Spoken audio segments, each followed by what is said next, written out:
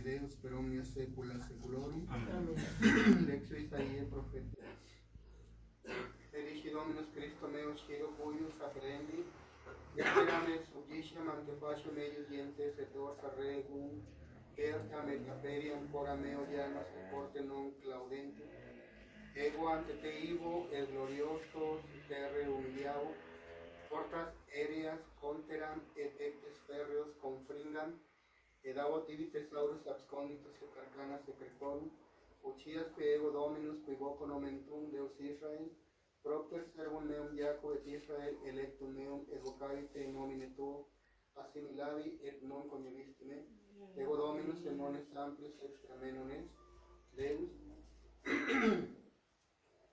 acincite et non coniugisti me, uciam in qui ab ortis solis, qui et qui ab occidente quoniam asque me non est, ego Dominus in nones alter formas lucem, et creans tenebras faciens, et creans malum, ego Dominus faciens omnia ex, rorate cielide super in nubes pluam justum, aperiatur terra germine salvatorem, et justitia oriatur simul, ego Dominus creavit Deum. Ecita Domine potentiam tuam et benius salus facias nos, qui Reis Israel intende, qui deducit veludo ben Joseph, qui sede super cherubim appare coram Ephraim, Benjamin et Manasse. Oremus, flexamus genus, nevasa. Precet populi tica sumus Domine clementer exaudium, qui juste propecati nostris affligimus, etatis tuae recitationes consolemur, qui vis regnas cum Deo Patre, in unitate Spiritus Sancti Deus per omnia saecula saeculorum. Amen. Lectio Danielis profete. In Diebus illis, Angelus Domini descendit cum Asaria et socis eius in fornaciem, et excusis flamma nignis et de fornacis, et fecit medium fornacis quasi ventum roris flantem, flamma autem effundebatur super fornaciem cubitis quadraginta novem, et erupit et incendit quod reperit juxta fornaciem, de Caldeis ministros Reis, qui eam incendebant, et non tertilleseus omnino ignis neque concitavit, nequequam moleste intuit, tunc itres quasi ex uno ore laudaban, et glorificaban et benediceban Deum in fornace dicendo. Benedictus es Domine Deus Patrum nostrorum et laudabilis et gloriosus in saecula, et benedictum nomen gloria Tuae podes sanctum et laudabile et gloriosum in saecula. Benedictus es in templo santo gloria Tuae, et laudabilis et gloriosus in saecula. Benedictus es super tronum sanctum regni Tui, et laudabilis et gloriosus in saecula. Benedictus es super sceptrum divinitatis Tue, et laudabilis et gloriosus in saecula. Benedictus es qui sedet super cherubim intuens abissos, et laudabilis et gloriosus in saecula. Benedictus es qui ambulant super penas ventorum, et super undas maris, et laudabilis et gloriosus in saecula. Benedicam te omnes angeli et sancti Tui, et laudem te glorificent in saecula. Benedicam te cieli et terra, mare et omnia qui in ei sunt, et laudem te et glorificent in saecula. Gloria Patri et Filio et Spiritui Sancto, et laudabile et glorioso in saecula, sicut erat in principio, et nunc et semper, et in saecula saeculorum. Amen. Et laudabile et glorioso in saecula. Benedictus es Domine Deus Patrum nostrorum, et laudabilis et gloriosus in saecula.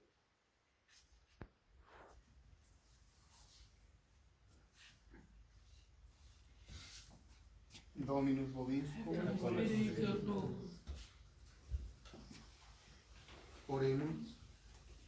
Deus qui tribus pueris mitigastis flammas ignum concede propiciis, unos famulos tuos non exuras flamma visiorum, per Dominum nostrum Iesum Christum Filium Tuum, qui tecum vivita regnat in unitate Spiritus Sancti Deus per omnia saecula saeculorum. Amen. Lex epistole beati Pauli Apostoli a Thessalonicenses.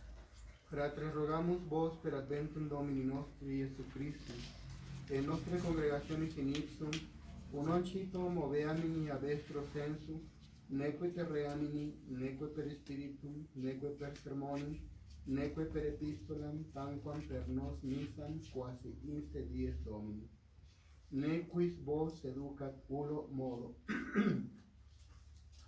quem nisi veneri discesio primum, et revelatus fuori tomo peccati, filius perditionis, qui adversatur et extolitur supra omne quodicitur Deus, aut colitur ita ut in templo Dei sederat ostendens, se tanquam si Deus non retinetis quod cum aduc essem apud vos, exdicebam vobis, et nunc qui veniat, scitis ut reveletur in suo tempore, non mysterium iam operatur iniquitatis tantum, ut qui teneptum nunc teneat donem de medio fiat, et tum revelabitur ille iniquus, quem Dominus Iesus interficit Spiritus Soli Sui, et restituit illustratione adventus sit. Deo gracias. Qui reis Israel tende, qui deducit velus Domen Joseph, qui se superquerum in appare, coram Ephraim Benjamin et Manasse, excita Domine potentia in tuam et venius, salus facias nos.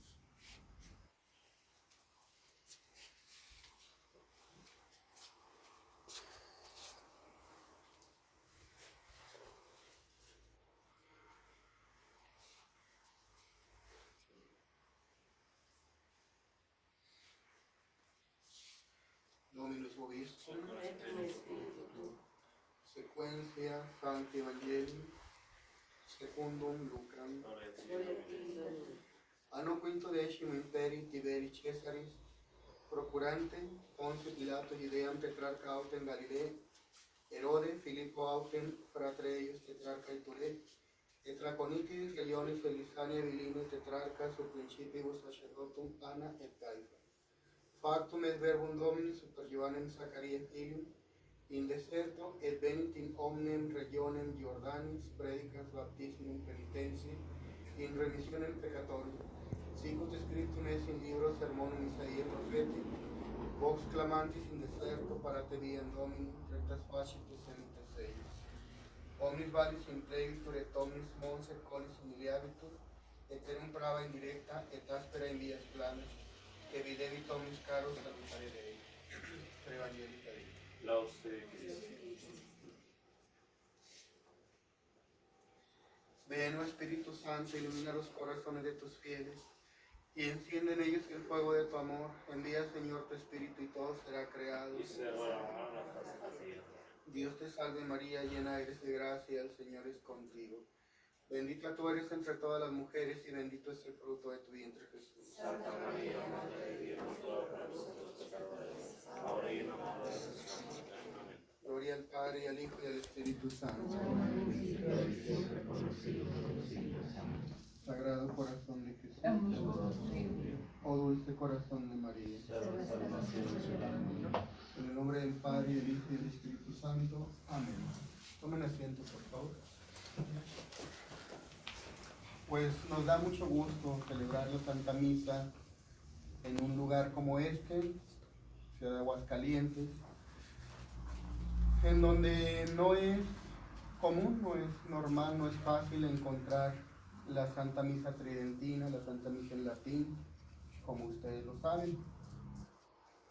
Nos da mucho gusto llegar y encontrar a personas deseosas de conocer la misa, de vivirla sobre todo. Nos da mucho gusto. Quiero contar una reflexión sobre lo que sucedió la vez anterior que venimos a hacer la Santa Misa a esta ciudad. Nos disponíamos a la celebración de la misma, no fue posible hacerlo en este lugar, se tuvo que conseguir otro lugar diferente. Y bueno, como no se hace nada malo, la Santa Misa es algo muy bueno, algo muy santo, se comenzó a hacer la invitación por el lugar. Se invitó a mucha gente, pero sucedió que entre esa gente que se invitó estaba nada más y nada menos que un sacerdote del modernismo. Un sacerdote modernista que le pareció muy extraño que estuvieran haciendo una invitación a una misa en la que él no sabía, ¿sí? Porque según recuerdo era el párroco de la colonia, en aquella donde estaba la casa o el local donde se celebró la misa. Así que bueno, se dio por enterado y en la primera oportunidad que tuvo se presentó acompañado de una persona, alguno de sus asistentes, y nos pidió con claridad pues que no deberíamos de celebrar la Santa Misa, ¿no? Que no teníamos permiso para celebrar. Bueno, hoy les quiero hablar un poquito sobre eso. ¿Por qué hacemos misas en estas circunstancias? ¿Por qué ese párroco del modernismo tuvo la confianza de acercarse a decirnos que no teníamos el permiso para celebrar la misa, la Santa Misa? Para que ustedes comprendan un poquito más de lo que es la organización de la Iglesia Católica, pero también comprendan un poquito mejor el problema del modernismo y el por qué también nosotros nos vemos en la necesidad de celebrar la Santa Misa en estas circunstancias. Bueno, ¿cómo era al principio? ¿Cómo era al principio? Cuando Cristo nuestro Señor dejó la indicación a sus apóstoles de que cuantas veces hicierais esto, lo haréis en memoria mía, se refería a la consagración del pan y el vino. Es decir, cada vez que se hiciera una misa, ¿verdad? Pues se haría en el nombre de Cristo. ¿A quién se le pedía permiso en aquel tiempo? ¿O qué permiso se requería? Bueno, no se requería un permiso especial porque todavía no existía algo que se llama una jurisdicción ordinaria. Es el nombre técnico. No había una jurisdicción en la iglesia. Había que evangelizar a todos aquellos pueblos que ignoraban la fe católica y por lo tanto había que cumplir el mandato de Cristo de ir y predicar el evangelio a todas las naciones. Y por lo mismo no había necesidad de pedir permiso ninguno.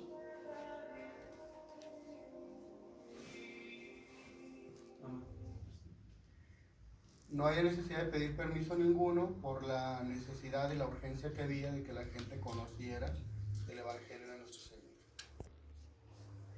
Obviamente hubo personas a las que no les parecía esto, ¿no? De que los apóstoles hicieran esa labor, porque pues, ellos pensaban o sentían amenazadas sus estructuras sociales o religiosas, y por lo tanto, con toda la fuerza que ellos tenían, con toda la autoridad que ellos poseían, me refiero a los gobernantes, pero también a los sacerdotes de religiones no cristianas, pues pretendían prohibirle a los apóstoles la celebración de los santos misterios, de la Santa Misa y demás sacramentos. Y así fue como se comenzaron a desarrollar las persecuciones en contra de la iglesia, queriéndoselos prohibir. Pero mucho tiempo después que la iglesia, cuando ya, digamos, recibió un reconocimiento oficial y recibió la libertad para poder celebrar la Santa Misa, para construir sus templos y llegar al apogeo y al esplendor que todavía nosotros podemos ver en aquellas catedrales, iglesias parroquiales antiguas, tan bonitas, y que tanto nos gusta visitar y tan a gusto nos sentimos cuando entramos a alguna de ellas a hacer nuestra oración, en especial cuando no hay, cuando está todo en silencio, cuando hay poca gente. Bueno, esas iglesias son el vestigio, ¿no? Son todavía la herencia, digamos, de aquella fe tan grande a la que llegó, de aquella libertad a la que se llegó por parte de la iglesia. Y entonces ahí fue cuando la iglesia tuvo la necesidad, aquí sí, de realizar lo que se llama una jurisdicción ordinaria. O sea, determinarle a los respectivos obispos y sacerdotes cuáles eran las áreas en donde ellos debían de ejercer su ministerio.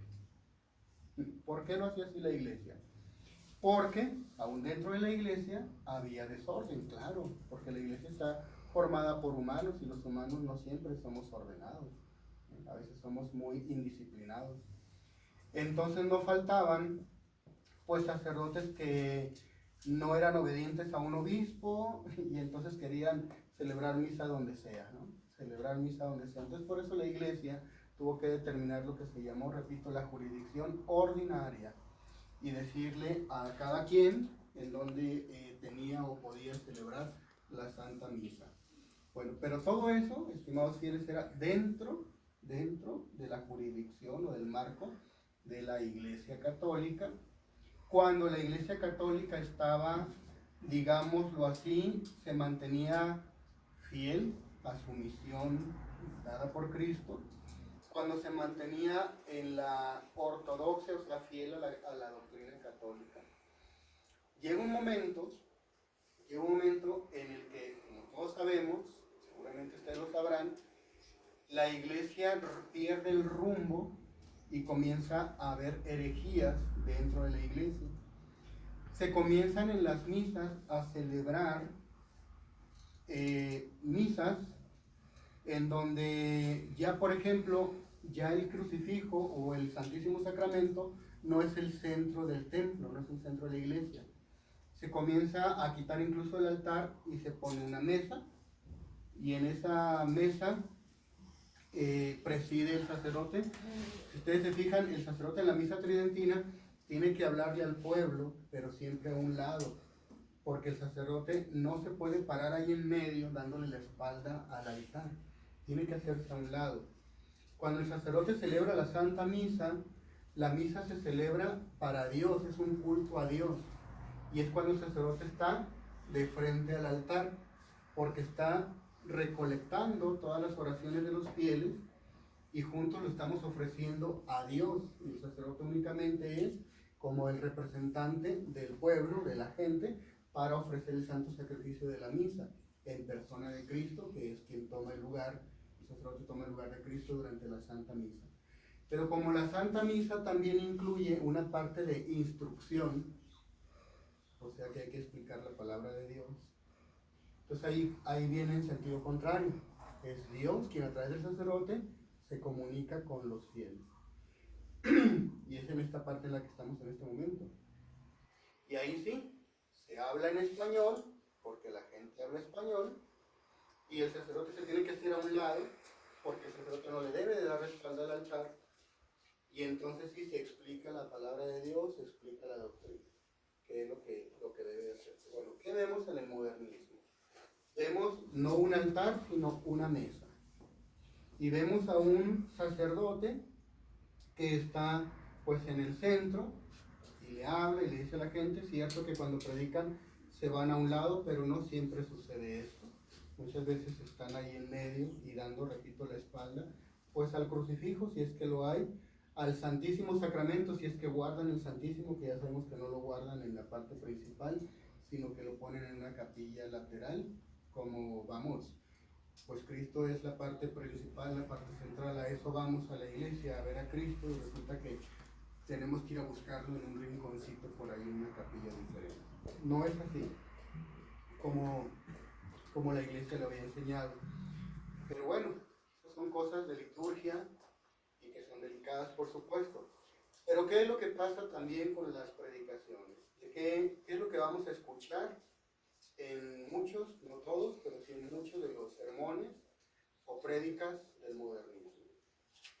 Nos predican y nos hablan de un amor a Dios, sí, pero más todavía nos hablan de un amor entre nosotros, entre el prójimo, como una filantropía, ¿no? Por ejemplo, estamos en Adviento, que es preparación para la fiesta de la Navidad. La iglesia siempre nos manda que hagamos penitencia, que hagamos oración, que hagamos sacrificios. En la Cuaresma no se diga, ¿no? Ayunos, abstinencia de carne. ¿Qué nos dice el modernismo desde hace ya algunas décadas? Lo importante no es no comer carne, lo importante no es el ayuno, sino que no ofendas a tu prójimo. ¿Sí? Es verdad, es muy importante no ofender al prójimo, pero eso es de todo el año. Pero en esos tiempos de penitencia uno se tiene que dedicar a esos pequeños sacrificios por lo valiosos que son, pero ya no nos explican cuáles son. Entonces es como reducir la doctrina cristiana a un mero humanismo. Nada más llevémonos bien entre nosotros, no seamos malos vecinos, seamos buenos ciudadanos, y ya no se nos enseña lo importante que es la práctica de la virtud para ganarnos el cielo, o evitar el pecado, que muchas veces ya ni siquiera se menciona el concepto pecado, mucho menos el pecado como el camino que nos lleva desgraciadamente al infierno. Ya ni siquiera se habla del infierno, o muy poco. Son pocos los sacerdotes en el modernismo que nos hablan del infierno. Ustedes saben también cuando una persona muere, cuando hay un difunto, ya casi no hay misas de requiem, misas de luto, en donde el sacerdote vista los ornamentos negros, rogando por el alma de aquella persona. Nos ha tocado, hemos sido testigos también de cómo si se celebra la misa por un difunto, bueno, son colores ordinarios de como una misa normal, y muchas de las veces la despedida de aquel cuerpo, de aquel difunto, ya no es, pues vamos a rezar por su alma para que salga pronto del purgatorio. Muchas veces aquellas misas terminan dándole un aplauso al difunto que está ahí, al cuerpo del difunto, para que Dios lo reciba en las eternas moradas. Y terminan con aplausos, ¿no? En algo que es totalmente de penitencia. ¿Por qué se da todo esto? No solamente son abusos litúrgicos, no solamente son fallas de alguno que otro sacerdote.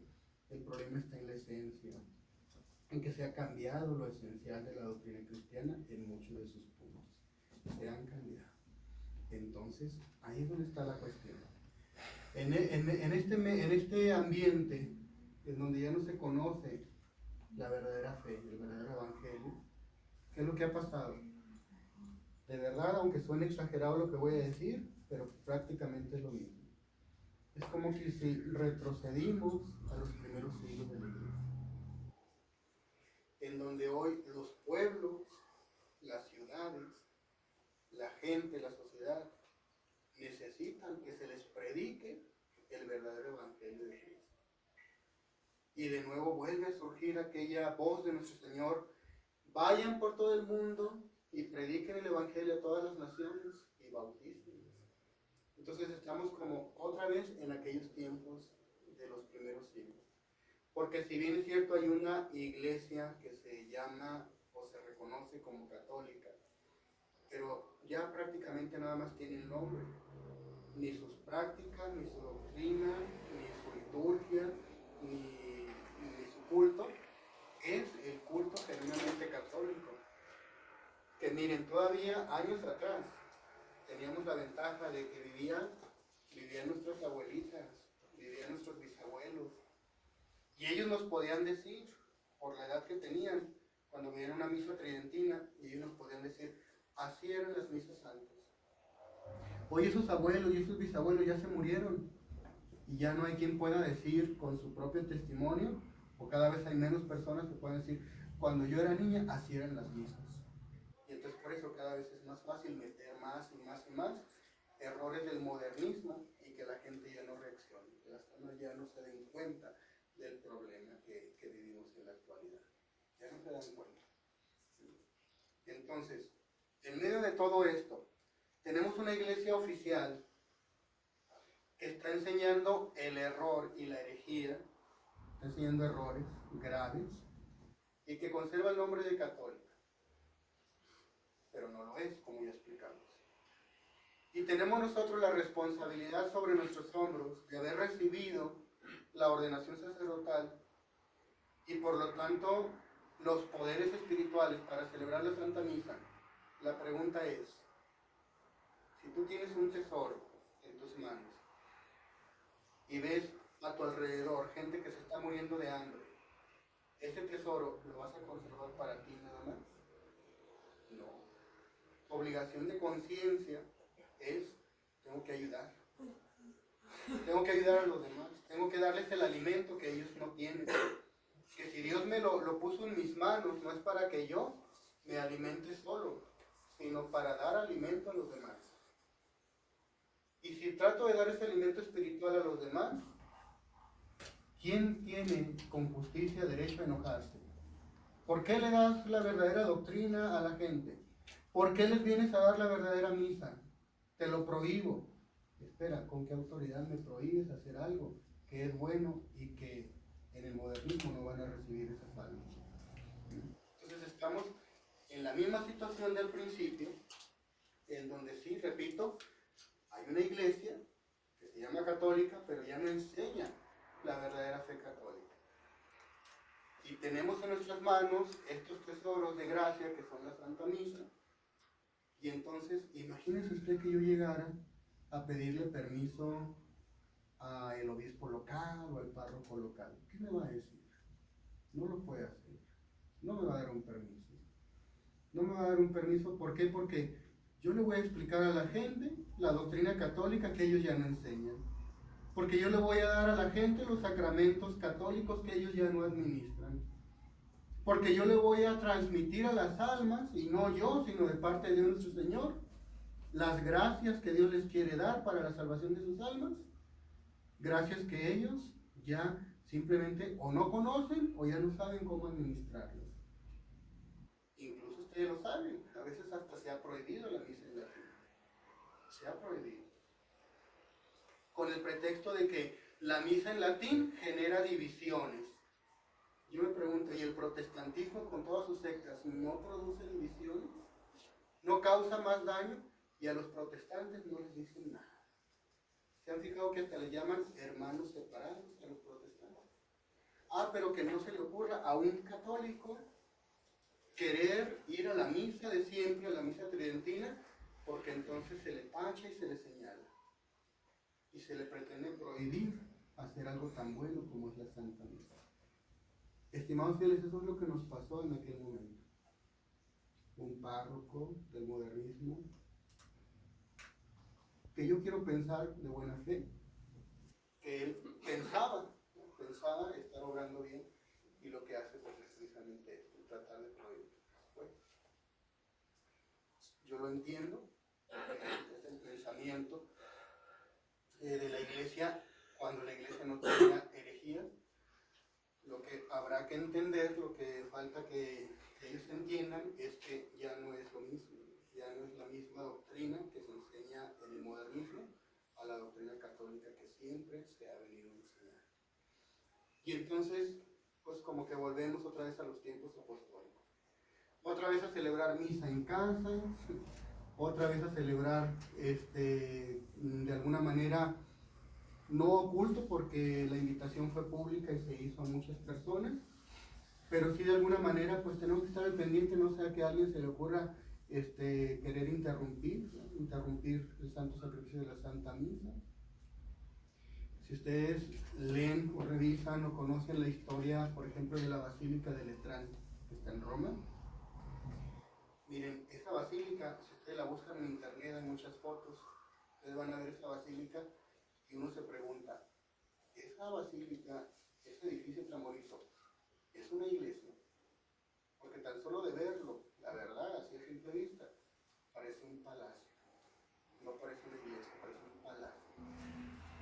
¿Pero saben por qué parece un palacio? Porque fue un palacio. Era el palacio personal del emperador Constantino. Era su palacio. ¿Y por qué ahora es iglesia? Ahora es iglesia porque cuando él le dio libertad a la iglesia católica, resulta que ahora, bueno, hay muchos católicos que conocen la fe cristiana, pero no tienen templos. Entonces el emperador decidió regalar su palacio personal para que se convirtiera en iglesia y que ahí fuera la gente a misa. Pero antes de eso en qué año fue? La libertad para la iglesia, año 313. Imagínense 300 años en que la iglesia católica no tenía templos. No tenía templos donde poder celebrar la misa. Se hacía a escondidas, en casas, y como ya dije, a veces en subterráneos. ¿Cuántos años? Más de 300 años. Más de 300 años. ¿Cuánto tiempo llevamos nosotros con el modernismo? Desde el Concilio Vaticano II a la fecha, 1958. No llevamos ni siquiera un siglo con modernismo. Y a veces ya nos desesperamos, ¿no? Y ya queremos tener iglesia donde podamos celebrar con libertad. Sí, es verdad, todos quisiéramos eso. Pero si nos ponemos en el contexto histórico, nos daremos cuenta de que la iglesia ha pasado periodos más largos en donde ha tenido que celebrar misas como ahorita estamos nosotros, en domicilios particulares. Así que mucha paciencia, ¿sí? Y a trabajar, que es lo que a nosotros nos toca. Yo creo que por algo Dios está permitiendo que suframos tantas dificultades. Algo no hicimos bien en el pasado, algo no hicimos bien. cuando la misa estaba, digamos, por todos lados, la misa verdadera. Algo no hicimos bien nosotros, o nuestros padres, o nuestros abuelos, nuestros antepasados, algo no hicimos bien. Que Dios, mira, ahora nos tiene así. Dios ahora permite que estemos así. Así que tomemos esto con mucha humildad, pero también con mucha paciencia, ¿sí? Y con mucha conformidad con la voluntad de Dios, pero a la vez con un deseo de ahora nosotros restablecer en lo que esté en nuestras manos lo que se haya hecho mal en el pasado, para que la fe verdadera, para que la verdadera misa vuelva a resurgir. Finalmente, una última reflexión que se encontraron los apóstoles y que también esa parte buena se sigue repitiendo hoy. Ustedes saben, por ejemplo, que nuestro Señor vivió y murió en Jerusalén. Salía a predicar por los pueblos cercanos, pero nunca se fue muy lejos nuestro Señor, siempre estuvo más o menos en la misma zona. Muere nuestro Señor, es crucificado, resucita, se va a los cielos, y después de varios días viene aquel glorioso momento de Pentecostés, cuando el Espíritu Santo baja en presencia de los apóstoles. ¿Se acuerdan ustedes que en ese momento había un montón de gente? La Biblia lo dice, los Hechos de los Apóstoles lo dicen. Había mucha gente en Jerusalén porque iban a la fiesta que ya se celebraba desde antes con ese nombre, la fiesta de Pentecostés. Pues en una fiesta de Pentecostés bajó el Espíritu Santo y había gente de todos lados, árabes, del Ponto, de Grecia, de todo el Imperio Romano, había gente de muchos lados ahí. Y cuando el Espíritu Santo bajó sobre los apóstoles, y los apóstoles que estaban encerrados por miedo salieron ya fortalecidos por el Espíritu Santo a predicarle a toda la gente que estaba ahí. El Evangelio dice claramente, los Hechos de los Apóstoles dicen claramente que se convirtieron mucha gente de las que estaban ahí. Hubo muchas conversiones, miles de conversiones. Pero ya no lo dice más. ¿Qué es lo que podemos imaginar? Esos miles de personas que se convirtieron ahí en Jerusalén con la predicación de los apóstoles, el día de la venida del Espíritu Santo, ¿se quedaron a vivir en Jerusalén? No. Se regresaron a sus casas. Y el que era griego se regresó a Grecia, y el que era romano se regresó a Roma, y el que era de Arabia se regresó a Arabia, y el que era de Etiopía se regresó a Etiopía. Cada quien se regresó, pero ya con la fe en su corazón, en su vida, en su alma. Después de un tiempo, ahora sí, los apóstoles salen a predicar por todas las naciones, y Cristo, ustedes ya saben, los mandó de 2 en 2. Y resulta que los apóstoles, cuando llegaban a una ciudad que no era cristiana, porque apenas se estaba empezando a predicar el cristianismo, el evangelio, se encontraba con grupitos de personas que ya eran católicos. Y uno se pregunta, ¿de dónde salieron ellos? Pues varios de ellos eran descendientes de los que se convirtieron en Pentecostés y regresaron a sus tierras y mantuvieron la fe. Hoy en día nos pasa así. Hoy venimos a Aguascalientes y encontramos personas que conocen la verdadera misa. Y uno se pregunta, ¿quién les predicó? ¿Cómo saben, cómo conocen la verdadera misa? Pues son descendientes, seguramente. Son personas que en algún punto, en algún momento el Espíritu Santo, por razones que solamente Él sabe, quiso conservar la fe en corazones como ustedes. Y les está guiando, les va llevando a que encuentren la forma de continuar desarrollando esa verdadera fe católica. Eso es algo que a nosotros nos maravilla, a mí me maravilla mucho, me sorprende mucho.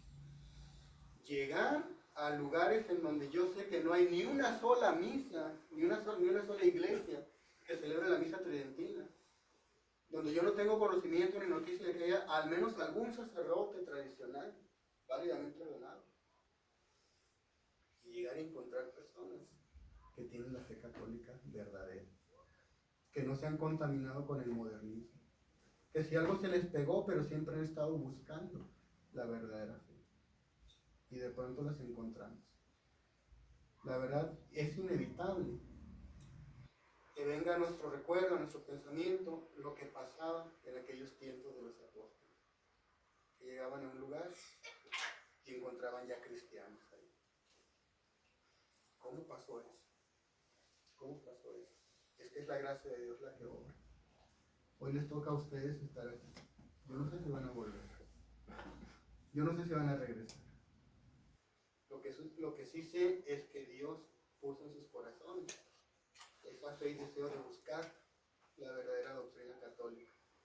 Ya dependerá de cada uno de nosotros si lo seguimos buscando o si decimos, bueno, me pareció interesante, me doy por enterado, me doy por enterada, pero eso no es para mí. Decisión de cada quien. Decisión que tomemos cada quien y que hacia el fin de nuestras vidas pues ya le daremos cuentas a Dios de esa decisión nuestra. Por lo pronto, demos juntos gracias a Dios por esta Santa Misa, por esta oportunidad que nos brinda, y pidámosle a nuestro Señor, ilumine nuestro entendimiento, ilumine nuestro corazón, fortalezca nuestra voluntad para hacer en todo siempre su santa voluntad, como le decimos en el Padre Nuestro. Siempre le pedimos a nuestro Señor, hágase tu voluntad. Bueno, lo que está en nuestra parte, procuremos ser congruentes con esa petición que hacemos y también con nuestra conducta, digámosle a nuestro Señor, expresémosle a nuestro Señor nuestro deseo de que siempre se haga su voluntad, así en la tierra como en el cielo. En el nombre del Padre, y del Hijo, y del Espíritu Santo. Amén.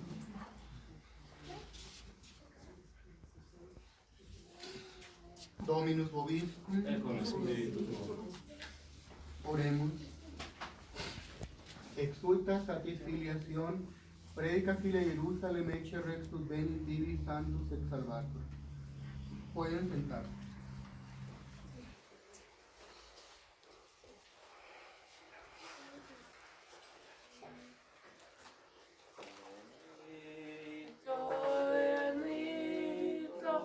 Bendito sea Dios, los ángeles cantan y alaban a Dios. Los ángeles cantan y alaban a Dios. Yo creo, Jesús mío, estás en el altar, oculto en la hostia, te vengo a adorar. Oculto en la hostia, te vengo a adorar. Bendito, bendito, bendito sea Dios. Los ángeles cantan y alaban a Dios. Los ángeles cantan y alaban a Dios.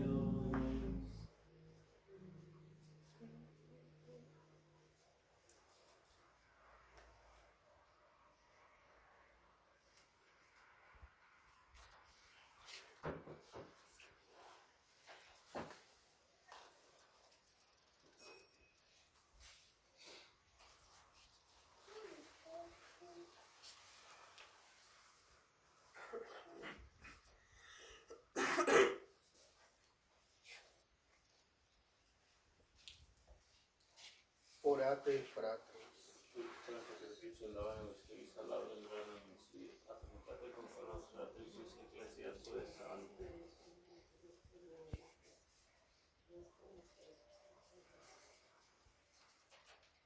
Per omnia saecula saeculorum. Amén. Dominus vobis. Et con spiritu tuo. Sur semper. Aleluya. Gracias hagamos Domino de honor. Dignum eius tuus. Benedictum justum in secum et salutare nostri sempre tubique gratias aere. Domine Sancte Pater omnipotens aeterne Deus, per Christum Dominum nostrum. e quel majestatem tuam laudan angeli, adoran dominationes, tremos potestates, celi celorumque virtutes agreata serafim, socia exultatione concelos, concuidos en nuestras voces, ut amiti lluvia de precamur, supplici confessione discentes. Sanctus, Sanctus, Sanctus,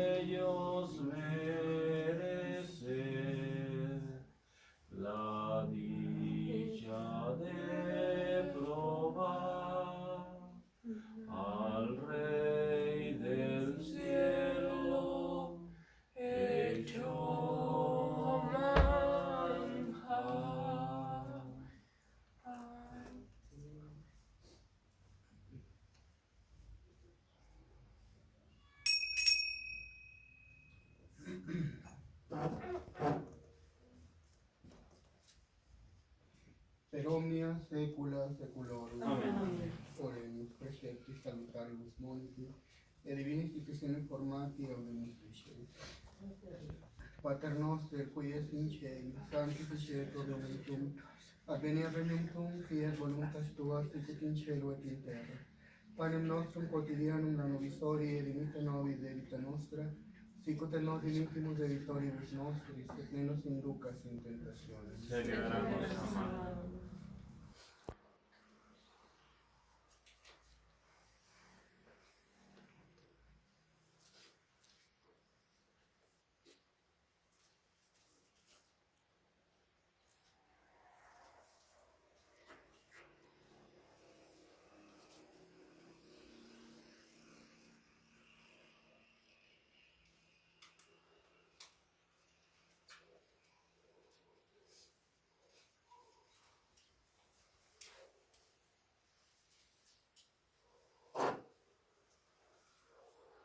Per omnia saecula saeculorum. Amen.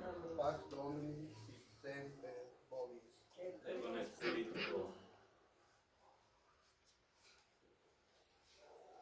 Agnus Dei tollis peccata mundi. Miserere nobis. Agnus Dei tollis peccata mundi. Miserere nobis. Agnus Dei tollis peccata